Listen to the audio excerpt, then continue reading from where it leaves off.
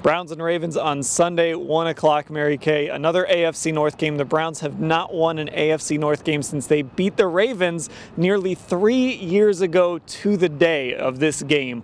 So they badly need an AFC North win. They badly need a win in general, and it's not going to be easy because this Ravens team is off to an excellent start this season. And as usual with this team, it starts with their defense.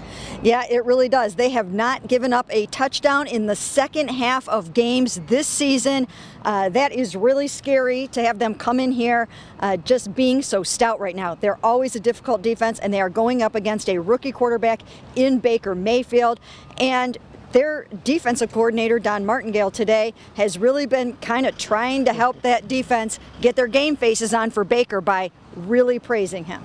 Yeah, and look, it all comes down to, there's a lot of other guys on this defense, but it starts with Terrell Suggs. There's Eric Weddle as well, who Todd Haley had some interesting things to say about, kind of followed him to San Diego when he was with Kansas City. Then he signed with Baltimore, so he's had to deal with Eric Weddle for a while. Yeah, and you know what? He's just somebody that you have to be aware of at all times.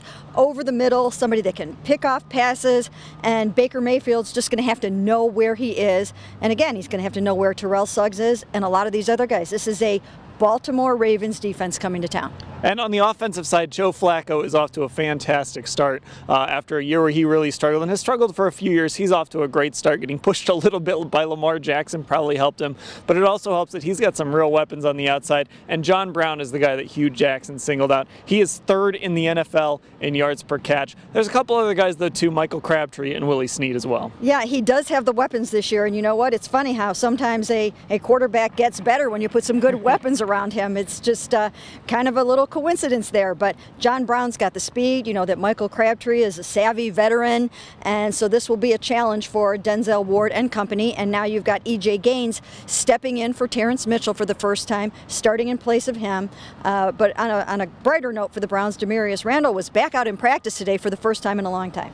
Yeah, because it's going to be his job to make sure that Brown does not run past that secondary. The other thing, Joe Flacco loves his tight ends. We know that. He's got an old Baker Mayfield teammate in Mark Andrews at tight end, so we'll see kind of how that goes as well as a couple of Oklahoma guys get back together. Okay, Mary Kay, I hate to do it, Browns fans, but I'm going to pick the Ravens to win this game. Another close one, though, for the Browns, 27-24 Baltimore. Wow, I'm having a hard time picking this game.